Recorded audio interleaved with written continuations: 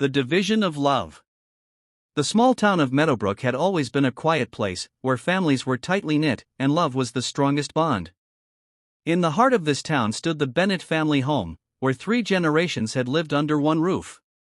But when the family patriarch, Grandpa Henry, passed away, the harmony of the household was shaken. Grandpa Henry had left behind a will, dividing his modest estate among his 3 children, David, Anna, and Peter. The house, the land, and the savings were to be split equally. But love, unlike material things, was never meant to be divided. David, the eldest, believed the house should go to him. After all, he had lived there the longest, raising his own children within its walls. Anna, the middle sibling, argued that she had cared for their father in his final days, sacrificing her career for him.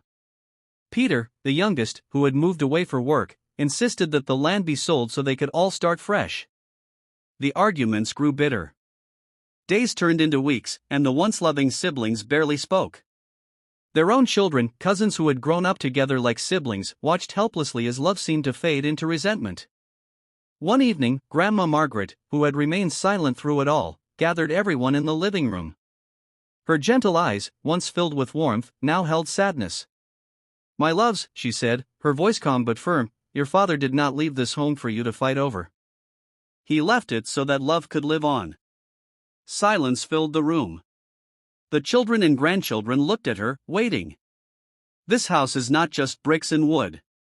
It is the laughter in the kitchen, the stories by the fireplace, the hands that held each other through joy and sorrow. If you divide it only in terms of money, you will lose something far more valuable. Tears welled up in Anna's eyes. David looked down, ashamed. Peter sighed deeply. The grandchildren, who had always loved playing in the backyard, looked at each other, realizing what was at stake. Then, little Emily, Peter's 7-year-old daughter, broke the silence. "Why can't we all share it like before?" A simple question, but one that carried the wisdom of a child. The siblings exchanged glances. Was it possible? Could they rebuild their bond instead of tearing it apart? After much discussion, they found a way.